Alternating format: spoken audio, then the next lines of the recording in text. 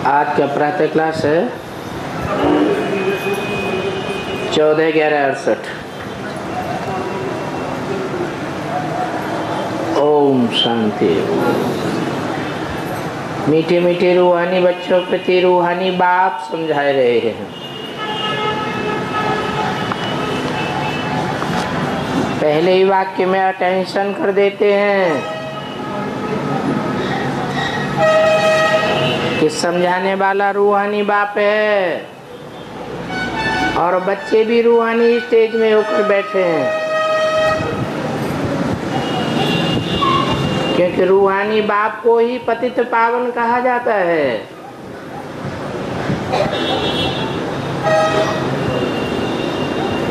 रूह ही पतित बनती है, रूह ही पावन बनती है और रूहों का बाप रूहानी स्टेज में बच्चों को लाता है, क्योंकि वो सदैव रूह की स्टेज में स्थित रहने वाला है। बच्चे जिस्मानी स्टेज में चले जाते हैं,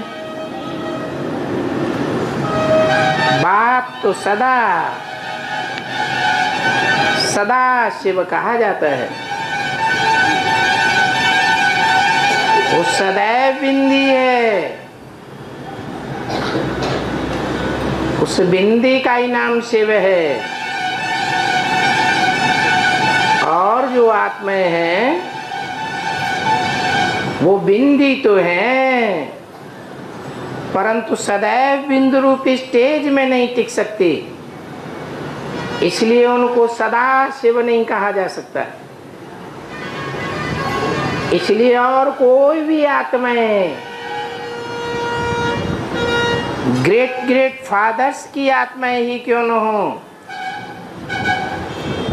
वो पतितों को पावन नहीं बना सकती। एक रूहानी बाप ही है जो सदा शिवमयी स्टेज में स्थित होने के कारण रूहों को पावन बनाने वाला है। और कोई भी धर्म पिताएं, महान आत्माएं कभी भी पावन नहीं बना सकते हैं। और ये भी जानते हो कि सतयुग में ही पावन होते हैं, क्योंकि सतयुग आदि और कलयुग के अंत के संगम पर बाप आते हैं। तो सतयुग आदि में जो पावन होते हैं वहाँ यथा राजा यथा रानी तथा सब पावन होते हैं। यहाँ भी यथा राजा रानी पतित तो सभी पतित, तो पतित पावन एक को ही कहा जाता है।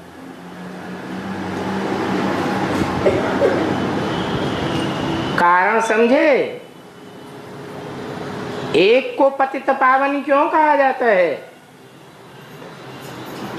और मनुष्य आत्माएं भी तो हैं,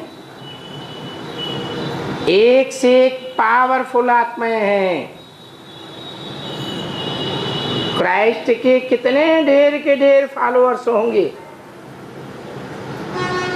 200 करोड़ से भी ऊपर फॉलोअर्स हैं, परंतु क्राइस्ट को पतित पावन नहीं कहेंगे। क्यों? क्योंकि वो आत्मा भी अभी बैगर के रूप में पतित अवस्था में है। क्रिश्चियन लोग खुद भी मानते हैं कि क्राइस्ट अभी बैगर रूप में है। अभी तुम सभी स्टूडेंट हो, पतित पावन बाप के बच्चे, यहाँ आए ही हो पतित से पावन बनने के लिए। जो पतित से पावन बनते हैं वो ही यहाँ सन्मुख आते हैं। जो पतित से पावन बनते नहीं पूरे, वो सन्मुख भी नहीं आते हैं। तुम्हारे जैसे ऐसे स्टूडेंट और कोई भी नहीं होते होंगे। वो भक्त लोग तो गंगा जी पर जाते हैं, उनकी बुद्धि में तो पानी ही पानी भरा रहता है। और तुम्हारी बुद्धि में? तुम्हारी बुद्धि में पानी नहीं है, वो तो जड़ पानी है। तुम्हारी बुद्धि में तो चैतन्य ज्ञान जल भरा हुआ है, जिस ज्ञान जल से आत्मा की मुक्ति होती है। ऐसे और कोई सत्संग में नहीं समझेंगे कि हम यहाँ पावन होने के लिए बैठे हैं। तुम बच्चे जानते हो कि पतित पावन तो एक ही बाप है। ये ब्रह्मा भी पतित है और वो विष्णु है पावन।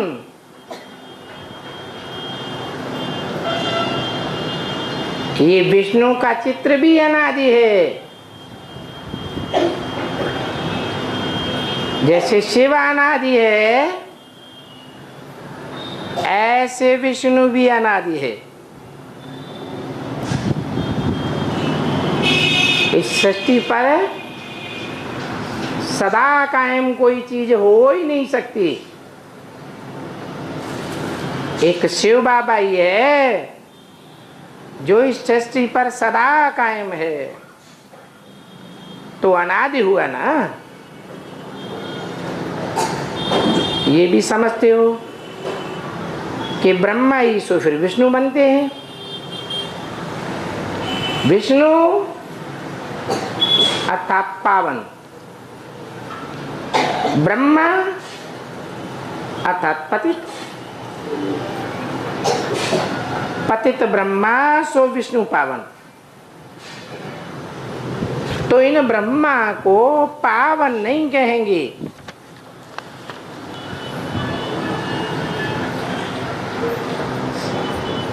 इनमें पावन बनाने वाला तुमको सिखलाते हैं,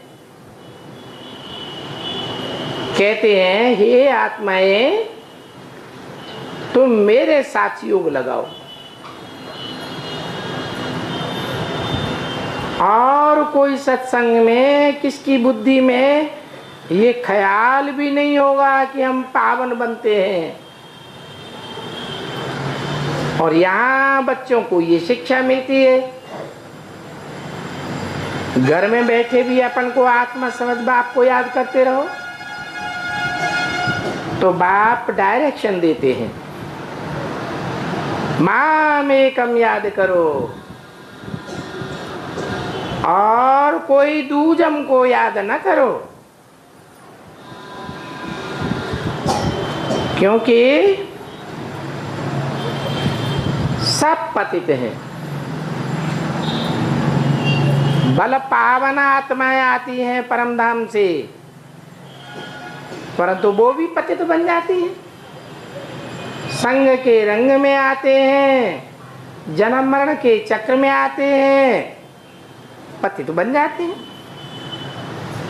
एक बाप ही है जो कभी भी जन्म मरण के चक्र में नहीं आता है।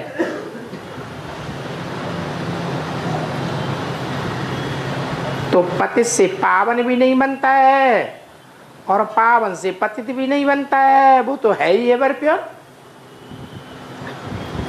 तो कहाँ भी चले जाओ, अपन को आत्मा समझ बाप को याद करो। किस लिए? पावन बनने के लिए। क्योंकि कोई कोई बच्चे हैं जो विलायत में भी रहते हैं ना। एक युगल है जिन्होंने गंधर्वी विवाह किया है और वहां उन्हों को यही धुन है पावन बने और औरों को पावन बनावे। उनकी एम ऑब्जेक्ट ये है कि हमको देवता बनना है। क्योंकि तुम जानते हो ब्रह्मा सो विष्णु, ब्रह्मा पतित विष्णु पावन। तो तुम ब्रह्मा के बच्चे ब्राह्मण भी ऐसे ही हो। अभी तुम ब्राह्मणों को पावन नहीं कहेंगे, क्योंकि माया का ग्रहण लगता रहता है। हाँ, ब्रह्मा कहते हैं तत्वम, तुम भी पवित्र बनते हो तो नारायण जैसे बनने के लिए बनते हो ना। तुम भी कहेंगे बाबा आप जैसे ब्रह्मा सो नारायण बनते हो, हम भी आपके बच्चे ब्राह्मण हैं, बाबा को याद कर हम सो नारायण बनते हैं। तो ये सहज बात है समझने की, इसको भूलना नहीं चाहिए। परंतु माया तुमसे पूरा युद्ध करती है भुलाने के लिए। तो ये माया की बॉक्सिंग है। माया अपने बुद्धि रूपी हाथों से तुम्हारे साथ बॉक्सिंग करती है। बाप कहते हैं तुम कहां भी चले जाओ, लक्ष्य तो तुमको मिला हुआ है, बाप को याद करना है। तो बाप तुम आत्माओं को बैठ समझाते हैं, कहते हैं ये तुम्हारा शरीर तो विनाशी है, इस विनाशी शरीर को याद नहीं करो, अविनाशी आत्मा को याद करो। विनाशी शरीर के संबंधों को भी याद न करो, विनाशी शरीर के पदार्थों को भी याद न करो। और यही एक संगम युग का समय है, जिस समय में तुम बच्चों को रियलाइज करना है। क्या रियलाइज करना है? कि हम आत्मा हैं। क्या है? हम आत्मा हैं।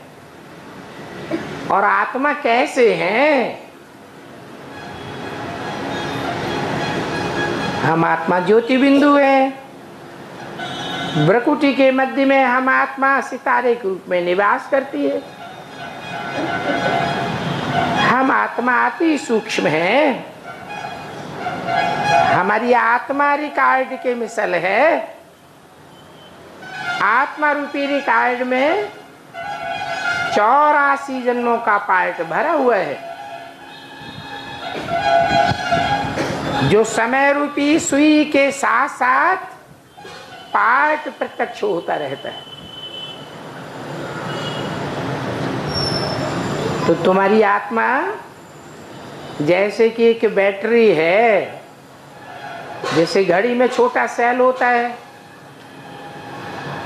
आत्मा भी छोटी है, अति सूक्ष्म सेल है, छोटी सी बैटरी है। कितनी वंडरफुल बात है, इसमें 84 जन्म का पार्ट भरा हुआ है। तो कैसे भरा हुआ है ये भी बाप बैठ समझाते हैं। एक एक आत्मा के 84 जन्मों की हिस्ट्री और तो कोई खोल ही नहीं सकता। बाप आकर के हमको ऐसा मेथड बताते हैं, जिस मेथड के अनुसार हम अगर चलते रहें तो हमारे आत्मा के 84 जन्मों की सारी हिस्ट्री खुल जाएगी। उन भक्तों ने तो आत्मा को ठीक कर भीतर में डाल दिया है। सुप्रीम सोल को भी ठीक कर भूतर में डाल दिया है, तो खुद भी पत्थर बुद्धि ठहरे। फिर वो बेहद का बाप ही आकर के पत्थर बुद्धि से पारस बुद्धि बनाते हैं। बाप जो बच्चों को समझाते हैं वो बातें फिर धारण भी करनी है। और कोई सत्संग आदि में ऐसे बाप को याद नहीं करते होंगे। तुम जानते हो बाप को याद करने से हम मनुष्य देवता अर्थात पतित मनुष्य से पावन देवता बनेंगे। पुरानी दुनिया खलास होती है और पतितों की पुरानी दुनिया जब खलास होती है तो पावन देवताओं की नई दुनिया शुरू होती है। तो नई दुनिया के लिए तो जरूर देवताएं चाहिए। तो मैं आकर के देवी देवता सनातन धर्म की पहले स्थापना करता हूं और जब वो स्थापना होती है, फाउंडेशन पक्का पड़ जाता है, तो पुरानी दुनिया का विनाश करता हूं। विनाश भी जरूर चाहिए। शास्त्रों में तो गपोड़ा लगा दिया है।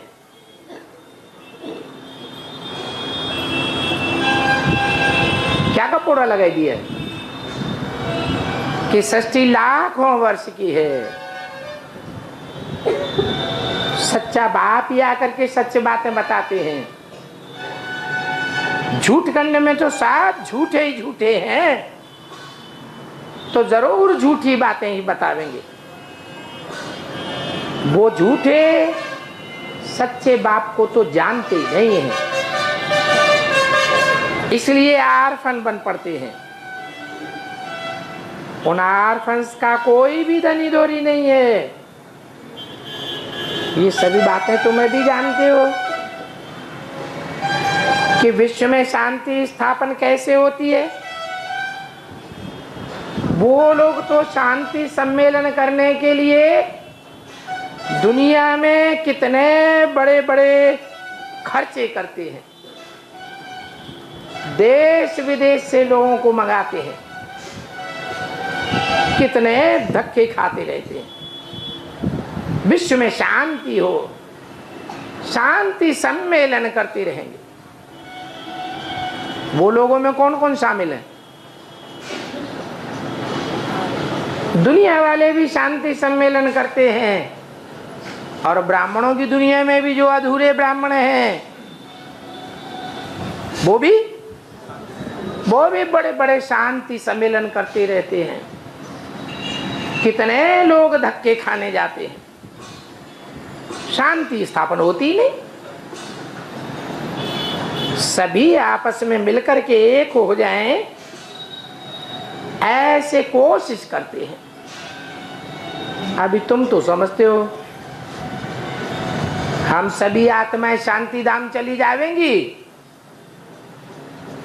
क्योंकि हम आत्माएं हैं भाई भाई, एक बाप के बच्चे हैं। फिर हम आवेंगे नई दुनिया में पार्ट बजाने के लिए। वाम सुख और शांति दोनों का पार्ट बजावेंगे। वहां विश्व में स्थायी शांति रहती है। 21 जन्म 2500 वर्ष तक कोई भी अशांति नहीं होगी। यहां तो विश्व में देखो कितने अपरम अपार दुख हैं, कितनी मारामारी लगी हुई है, परंतु पत्थर बुद्धि मनुष्य होने के कारण ये भी नहीं जानते कि विश्व में विश्व शांति कब हुई थी। विश्व शांति के निमित्त शांति देवा कौन बनता है? गाते तो हैं शांति देवा, तो जरूर कोई निमित्त बनता होगा ना, देवता ही होगा ना जो विश्व में शांति के निमित्त बनता है। अभी बाप तुम बच्चों को बैठ समझाते हैं कि ऐसे ऐसी ये बातें समझाओ। बोलो 5000 वर्ष पहले विश्व में शांति थी,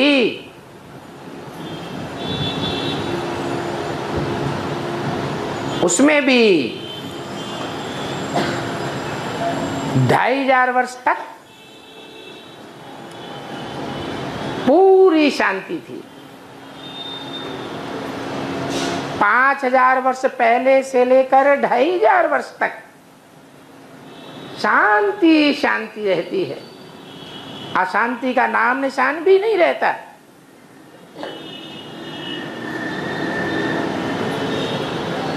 वहां कोई भी दुखी नहीं होता, अशांत नहीं होता। जब दुख होता है तो लोग दिन गिनते हैं, एक एक घड़ी गिनते हैं, एक एक मिनट पास करना मुश्किल हो जाता है।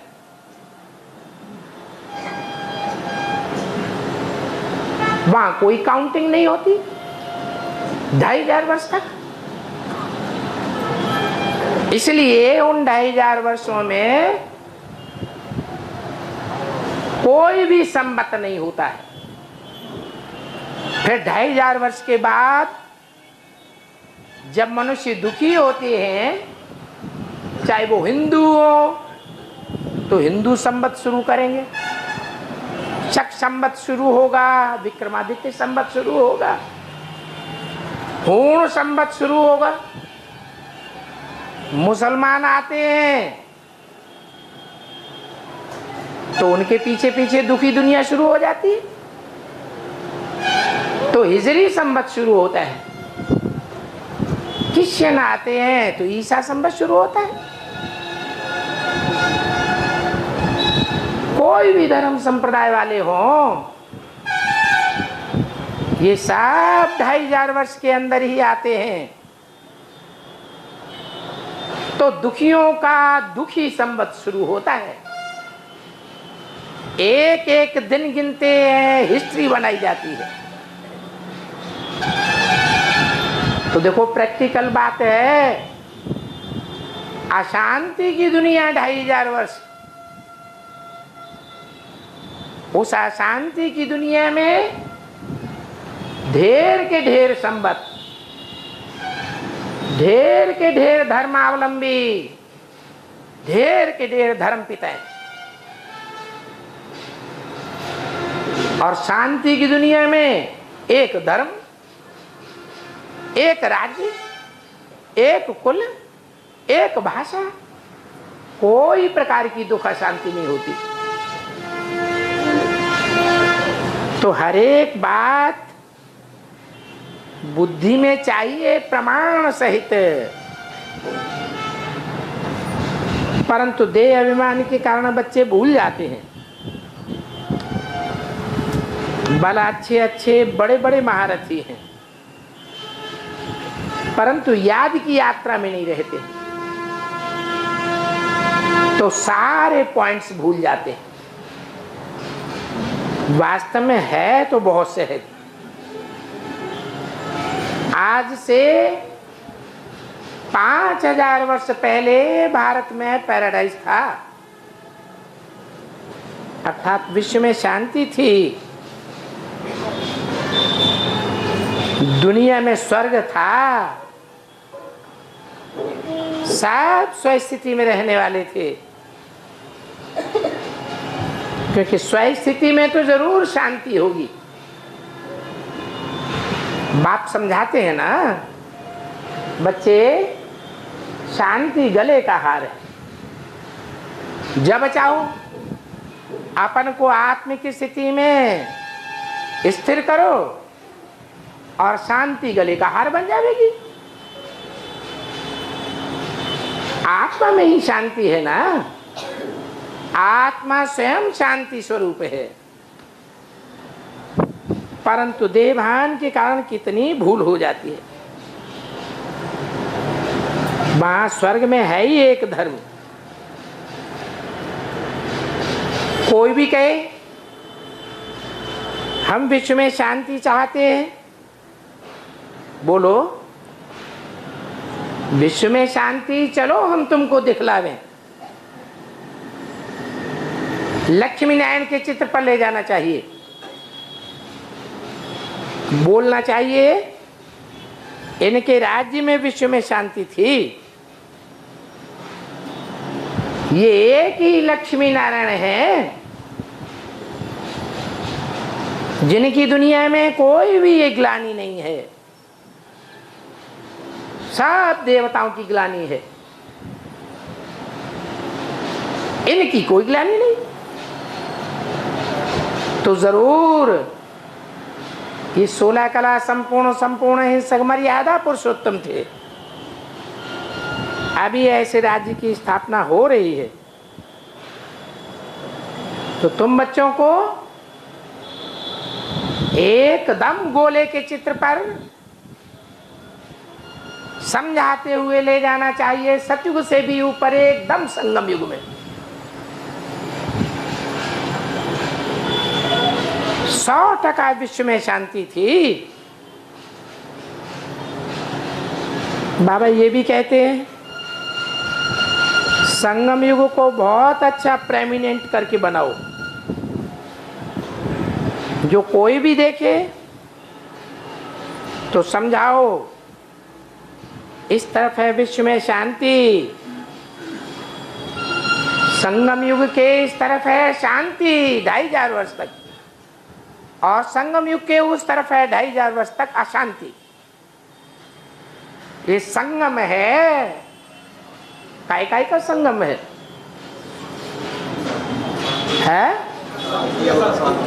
शांति और अशांति का संगम है, सुख और दुख का संगम है, दिन और रात का संगम है, आत्माओं और परमात्मा का संगम है। इस संगम युग को अच्छी तरह से बुद्धि में धारण करना है। कपड़े पर व रेगजीन पर चित्र बना हुआ होगा तो उसको रोल करके तुम कहां भी समझाने के लिए ले जा सकते हो। 14/11/68 की वाणी का दूसरा पेज, चित्र को खोलो और ले जाओ संगम युग पर, बताओ ये है संगम युग। एक तरफ है संपूर्ण शांति और दूसरी तरफ है संपूर्ण अशांति।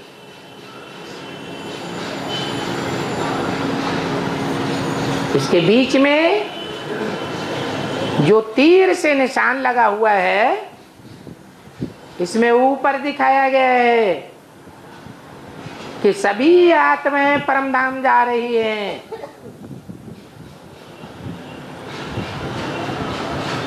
वो है परमधाम, आत्माओं का धाम है, उसको कहते ही है शांति धाम। अंग्रेज लोग कहते हैं सुप्रीम एबोर्ड, सोल वर्ड। मुसलमान कहते हैं अर्श। पहले मुसलमान भी मानते थे खुदा अर्श में रहता है, फर्श में नहीं रहता। बाद में तो सर्वव्यापी का ज्ञान फैल गया, अभी तो वो भी समझते हैं परमात्मा इस दुनिया में सर्वव्यापी। तो देखो कितना सहज है समझाना। ये चित्र ऐसा बना हुआ हो जो मनुष्य देख करके ही बंदर खावे। बोलो, हम जो विश्व में शांति के लिए इतना माथा मारते हैं, ये बेबी बुद्धि मनुष्य हैं, कितनी बातें सुनाते रहते हैं, भांति भांति की बातें सुनावेंगे। बाबा ने तो कहा है ये 2 चित्र ही समझाने के लिए बहुत काफी है। एक झाड़ और दूसरा त्रिमूर्ति गोला। इन 2 चित्रों में सारी नॉलेज भरी पड़ी है। ये ईश्वरीय ज्ञान के सबसे पुराने चित्र हैं। विलायत में भी तुम जाकर इन पर अच्छी रीति समझा सकते हो, परंतु इतना हिम्मत वाला, इतना निश्चय बुद्धि कोई बच्चा निकला नहीं है। बाबा तो कहते हैं मैं इन चित्रों को कोई के भी पास भेज सकता हूं। बच्चा अंग्रेजी सीखा हुआ होना चाहिए, नहीं तो साथ में एक इंटरप्रेटर हो, वो ट्रांसलेटर, तो भी बहुत सर्विस कर सकते हैं। बोलो, विश्व में शांति कैसे हो, हम इस बात का रास्ता बताते हैं। जो अच्छे अच्छे ऑफिसर्स हैं उनको भी तुम चटक लगा सकते हो। उनकी नब्ज देख करके बात बोलना चाहिए। नब्ज देखने से ही मालूम पड़ जाता है कि देखें इनका गॉड फादर से कितना लव है। फादर से स्वर्ग का वर्षा मिलता है ना, हेवन तो जरूर है, हेवनली गॉड फादर ही स्थापन करेंगे ना। कोई धर्म पिता को हेवनली गॉड फादर थोड़े ही कहा जाता है, वो हेवनली गॉड फादर ही इस नरक की दुनिया से लिबरेट करने वाला है। तो जरूर यहां आवेंगे। ये कोई स्वर्ग थोड़ी ही है, ये तो है ही नरक की दुनिया। और यहां आवेंगे तो जरूर गाइड करेंगे। वो इनकॉर्पोरियल गॉड फादर है, वो यहां आकर के हमको इनकॉर्पोरियल धाम में ले जाते हैं, उसके लिए रास्ता भी बताते हैं।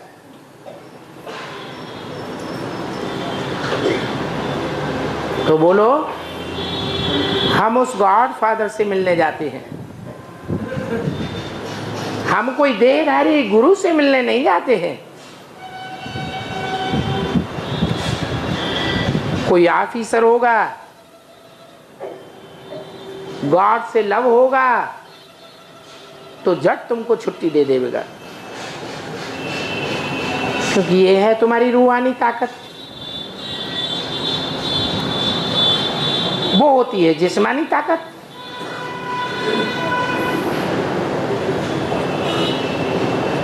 माया में भी तो ताकत है ना। जो मायावी मनुष्य हैं वो अल्पकाल का सुख दे सकते हैं। माया भी अल्पकाल का सुख देती है। पहले पहले तुमको बहुत भरम आती है, तुम समझेंगे ये तो बहुत अच्छा है, बाद में दुखी हो जाएंगे। दुनिया में वो लोग होते हैं जादूगर आदि, कितना बैठ करके जादू दिखाते हैं, तुम भी खुश होते हो, परंतु वो होता कुछ भी नहीं है। अगर ऐसे जादू करें तो स्वर्ग बना के दिखा देवे ना। अल्पकाल के लिए सभी कुछ है, उनमें कोई ज्ञान की बातें नहीं है। और बाप तो ज्ञान का सागर है। तो तुम ऑफिसर आज को बैठ समझाओ तो वो भी तुम्हारे ऊपर कुर्बान जाएंगे, तुमको बहुत रिगार्ड से देखेंगे। बल उनको अपने ऑफिसराना पद का बहुत नशा रहता है, परंतु फिर भी तुमको अंदर उन्हें लव करेंगे। बोलो, गॉड फादर लिबरेटर गाइड कैसे बनेंगे? उनको जरूर यहां आना पड़ेगा।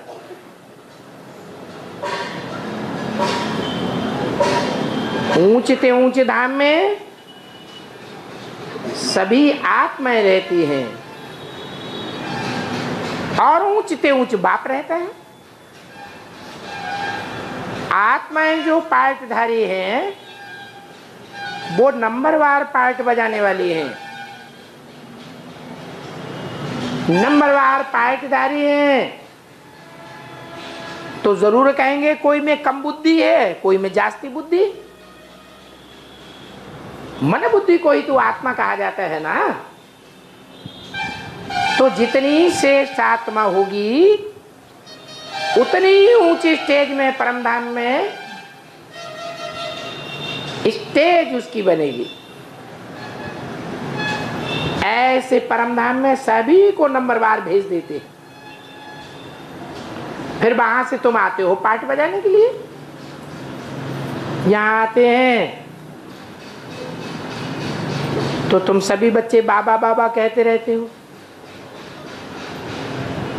तुम जानते हो कि स्वर्ग में तो कोई भी बाप को याद नहीं करते। क्यों? यहां क्यों याद करते हैं और वहां क्यों नहीं याद करते हैं?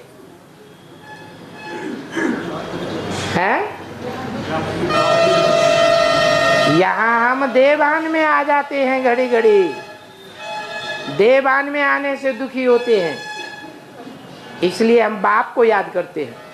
और वहां तो सदैव आत्माभिमानी होकर रहेंगे, इसलिए वहां दुख नहीं होता, अशांति नहीं होती। जब दुख अशांति होती ही नहीं है तो सुखदाता बाप को कौन याद करेगा? कहते भी हैं दुख में सुमिरन सब करें, सुख में करें न कोई। तो तुम जानते हो वहां तो हमको बाप से ऑटोमेटिक सुख का वर्षा मिला हुआ है। बाप को याद आने की या याद करने की दरकार ही नहीं। फिर जब रावण राज्य में तुम दुखी होते हो तब बाप को याद करते हो।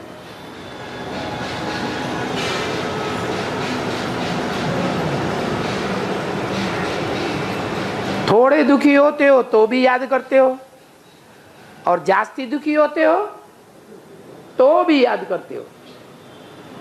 परंतु बाप कब आते हैं? जब अति होती है तो अति का अंत हो जाता है। तो दुखों की जब अति हो जाती है तब बाप आते हैं। अभी तुम समझते हो कल बाबा ने हमको वर्षा दिया था, जो फिर रावण राज्य में तुमने गवाही दिया, गवाया ना। द्वापर के आदि में 100% रावण राज्य होता है कि कलयुग के अंत में 100% रावण राज्य होता है। रावण के 10 शीश तुम्हारे ऊपर कब राज्य करते हैं? कलयुग के अंत में। मुसलमानों ने भी भारत में राज्य किया, खून की नदियां बहा दी। अंग्रेजों ने भी राज्य किया, बौद्धियों ने भी राज्य किया था। सब धर्म वाले आके दिल्ली के ऊपर हुद्दा जमाते हैं। कोई ऐसा धर्म नहीं है जिसने दिल्ली में आकर के खून खराबा न किया हो। तो जब 100% रावण राज्य होता है, 10 सिर इकट्ठे हो जाते हैं, नास्तिकवाद भी छा जाता है भारत के अंदर। अभी सबसे जास्ती प्रभाव किसका है भारत में? है नास्तिकों का। बल अमेरिका सारी दुनिया को दबाए हुए है, फिर भी अमेरिका में तो जो क्रिश्चियंस रहते हैं, कंट्रोल कर रहे हैं या प्रजा वर्ग के हैं, वो सब क्राइस्ट को मानते हैं, गिरजाघर को मानते हैं। नास्तिक हैं या आस्तिक हैं? कुछ न कुछ आस्तिक तो है ना। लेकिन रसिया में तो पूरे ही नास्तिक हैं। धर्म क्या होता है, आत्मा क्या होती है, परमात्मा क्या होता है, स्वर्ग क्या होता है, नरक क्या होता है, अच्छा कर्म क्या होता है, बुरा कर्म क्या होता है, कुछ भी मानते नहीं है।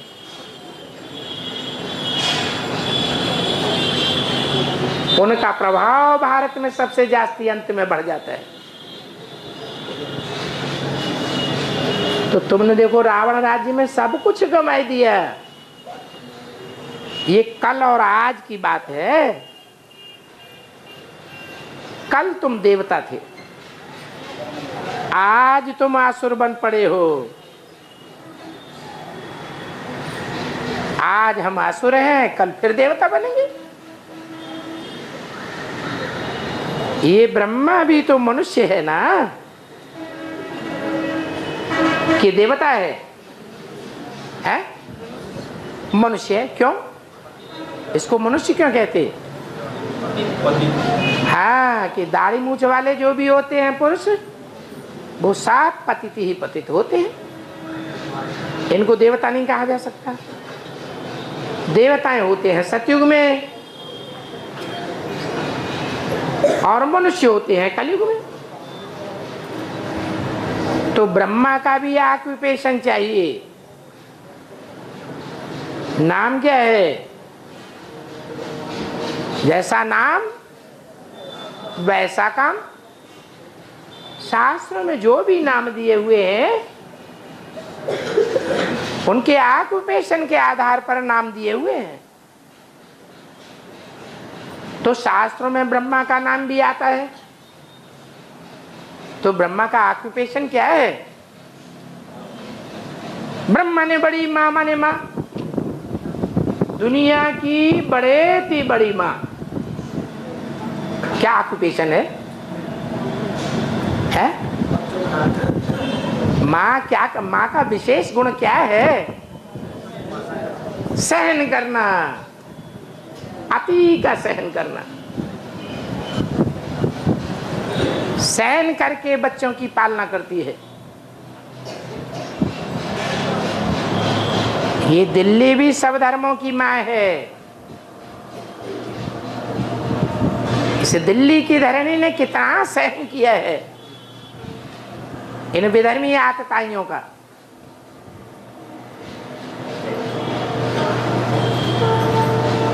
जानकर सहन किया है या अनजान में सहन किया है? अनजान में सहन किया है। ये थोड़े ही जानते हैं कि रावण संप्रदाय है। तो ब्रह्मा का ऑक्यूपेशन चाहिए। ब्रह्मा ही ऐसी आत्मा है जो सब धर्म वालों को अपनी गोद में स्थान दे देता है, सबको वरदान देता है। शास्त्र में क्या दिखाया है?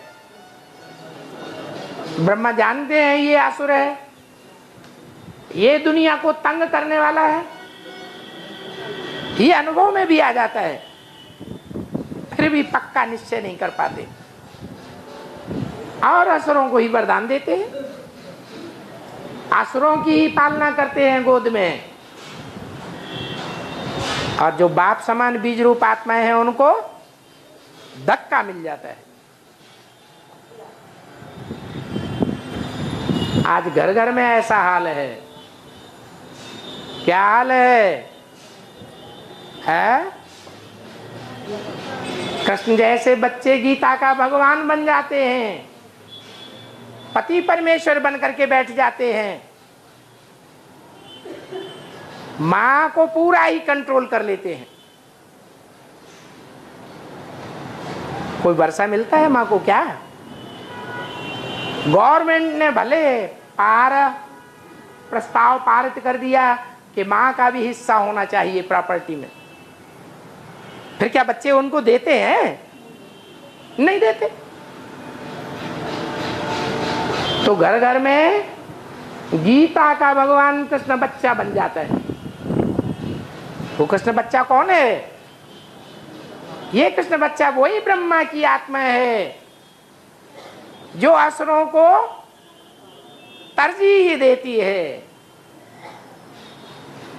इसलिए रावण के सर के ऊपर कौन दिखाया जाता है? गधा दिखाया जाता है। उस गधे की छत्र छाया में रावण के 10 शीश पलते हैं। तो घर घर का देखो क्या हाल हो जाता है। तो बाप कहते हैं ब्रह्मा का भी ऑक्यूपेशन चाहिए। फिर विराट रूप के चित्र में ब्रह्मा को भी गुम कर दिया है, तो शिव को भी गुम कर दिया है। क्या?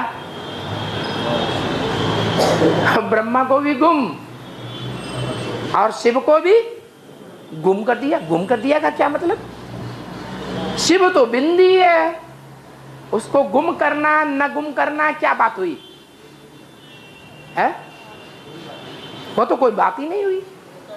तो शिव को गुम कर दिया है का मतलब क्या हुआ? उनका जो साकार रूप है उसको गुम कर दिया है। तो देखो न बाबा रहा न चोटी रही। ये बड़ी गुप्त महीन बातें हैं जो विष्णु का चित्र विराट रूप का दिखाते हैं। उसमें ब्रह्मा को भी उड़ा दिया, ब्राह्मणों को भी उड़ा दिया, और ब्राह्मणों की जो चोटी है उसको भी उड़ा दिया। क्यों? क्यों उड़ा दिया और किसने उड़ा दिया है? हाँ, ब्राह्मणों की दुनिया में ही ये शूटिंग होती है। जो बेसिक ब्राह्मण हैं, बेसिक नॉलेज समझने वाले हैं, नीम हकीम है, उनकी बुद्धि में बैठता ही नहीं क्या कि वास्तव में ब्रह्मा कौन है, जो शास्त्रों में दक्ष प्रजापति गाया हुआ है। ब्रह्मा के 5 मुख्य 4 मुख्य कौन से हैं वो डिटेल में नहीं जाएंगे, समझेंगे नहीं। और फिर ब्रह्मा के जो पुत्र हैं, उन पुत्रों में बड़ा पुत्र कौन है जो ब्राह्मण बनता है पहला? अगर पहला ब्राह्मण को ही उड़ा देंगे तो सत्य सनातन धर्म की स्थापना कौन करेगा? ब्रह्मा के द्वारा तो ब्राह्मण धर्म की स्थापना होती है। ब्रह्मा द्वारा आदि सनातन देवी देवता धर्म की स्थापना नहीं होती। आदि सनातन देवी देवता धर्म के द्वारा वो धर्म के लिए वो ब्राह्मण चाहिए, जो पक्का ब्राह्मण सो पक्का देवता बनता है। पहला ब्राह्मण सो पहला देवता, पहला क्षत्रिय, पहला शूद्र, पहला वैश्य बनता है। तो देखो उस ब्राह्मण को ही उड़ाई दिया जो शिव बाबा का मुकर्रर रथ है, गोया शिव को ही उड़ाई दिया। तो ये बड़ी महीन बातें हैं, गुप्त बातें हैं समझने की। बाप भी गुप्त है, ज्ञान भी गुप्त है वो बाप ज्ञान का सागर। उसको चैतन्य बीज रूप कहा जाता है। क्या? परम धाम का कोई जड़ बीज नहीं है। परम धाम में आत्माएं तो जड़वत रहती हैं। चैतन्य किसे कहा जाता है? बोलते चालते को चैतन्य कहा जाता है। परम धाम में आत्माएं बोलती चालती हैं क्या? नहीं। कहाँ की बात है? इस सृष्टि रूपी रंगमंच की बात है। जिस मुकर्रर तन में बाप आता है उसके द्वारा वो चैतन्य बीज रूप का पार्ट बजाता है। वो ही आकर के नॉलेज देते हैं। नॉलेज भी वो ही देते हैं और पतितों को पावन भी वो ही बनाते हैं, नरक को स्वर्ग भी वो ही बनाते हैं, और सत्य सनातन देवी देवता धर्म की स्थापना भी वो ही करते हैं। निमित्त भले कोई साकारी बनता है, तो वो लिबरेटर भी है, दुखों से लिबरेट करता है, पतित पावन भी है, पतितों को पावन बनाता है। और कोई की भी ऐसी महिमा हो न सके। कैसी? कि कोई दुनिया में कोई मनुष्य मात्र लिबरेटर बन जाए, कोई मनुष्य मात्र दुनिया में ऐसा बन जाए जो पतितों को पावन बनाने वाला बने। वो हमारा फादर भी है, टीचर भी है, और सद्गति देने वाला गुरु भी है। वो एक ही है जो सुख शांति का वर्षा देने वाला है, बेहद का वर्षा है, अल्पकाल का वर्षा नहीं है। वर्षा देने वाले को बाप कहा जाता है। वो एक ही सुप्रीम टीचर है जो एक एक बात के हिज्जे हिज्जे करके बताता है। नहीं तो वो लोग तो कह देते हैं ब्रह्मम वाक्यम जनार्दनम, ब्रह्मा के मुख से जो निकला वो वेद वाक्य है। परंतु वेदों को आजकल कोई पढ़ता है? नहीं पढ़ता। क्यों नहीं पढ़ता है? इसलिए नहीं पढ़ता कि वेदों की भाषा ही नहीं समझ में आती। इसकी शूटिंग कहाँ होती है? ब्राह्मणों की दुनिया में इस बात की शूटिंग होती है कि ब्रह्मा के तन में, बुजुर्ग तन में शिव बाप आकर के बूढ़ी बूढ़ी पोपली भाषा में जो कुछ बोलते हैं, इतने सादा रूप में बोलते हैं कि कोई की कुछ समझ में ही नहीं आता है। तो जो एडवांस ब्राह्मणों के द्वारा नई दुनिया स्थापन होनी है, बाद में वो पुरानी दुनिया बनेगी, तो एडवांस ब्राह्मण में कोई ब्रह्मा की बोली हुई मुरली सुनता है? टेप रिकॉर्डर में सुनता है? वो भी नहीं सुनता। और ब्रह्मा की आत्मा गुलजार दादी में प्रवेश करके जो एक रात में 1 घंटे की वाणी चलाती है, वो टेप रिकॉर्डर बैठ के कोई सुनता है? क्यों नहीं सुनता है? इतना टाइम किसके पास है जो 12 घंटे में चलाई हुई वाणी बैठ करके सुने और फिर उसके अर्थ को भी समझे? तो देखो, भक्ति मार्ग में जो कुछ भी चलता है वो कहाँ की यादगार है? इस संगम युग की यादगार है। तो इन बातों का कोई को पता ही नहीं है सिवाय बाप के। बाप ही आकर के इन बातों का खुलासा करते हैं। किन बातों का? जो भी वेदवाणी बोलती है, उन वेदवाणी के एक एक पॉइंट का खुलासा सुप्रीम टीचर ही करते हैं। ये बाप की पहचान का पॉइंट है। कृष्ण को तो टीचर नहीं कह सकते। कृष्ण कहो, ब्रह्मा कहो, बात एक ही है। कृष्ण के ही अंतिम जन्म का नाम ब्रह्मा पड़ता है, परंतु वो तो ब्रह्मा के मुख से जो भी बोले हुए महावाक्य हैं उनका क्लैरिफिकेशन तो नहीं होता। बहुत में बहुत करेंगे तो गुलजार दादी के तन से धारणा की बातें बैठ सुनावेंगे। मुरली के महावाक्यों का क्लैरिफिकेशन मिलता है क्या? नहीं मिलता है, क्योंकि मुरली है ज्ञान सागर बाप की। ब्रह्मा की आत्मा पहला देवता बनेगी सतयुग में, तो देवता क्या सिखावेगा? ज्ञान सिखावेगा। देवताओं में तो ज्ञान होता ही नहीं। देव आत्मा जो है वो धारणा की बातें ही सुनावेगी, और सिर्फ धारणा की बातें सुनने से नई दुनिया की स्थापना नहीं हो सकती।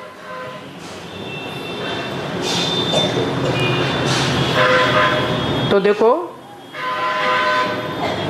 वो कृष्ण को सुप्रीम टीचर नहीं कह सकते। कृष्ण उर्फ ब्रह्मा को सुप्रीम टीचर नहीं कहा जा सकता। क्यों? क्योंकि वो खुद ही पढ़ने जाते हैं। कहाँ? अरे कृष्ण की आत्मा उर्फ ब्रह्मा की आत्मा अभी कहाँ पढ़ने जाती है? गुलजार दादी में पढ़ने जाती है क्या? नहीं, बाप के पास पढ़ने जाती है। वहां स्वर्ग में स्कूल में कैसे जाते हैं ये तो तुम बच्चों को मालूम है।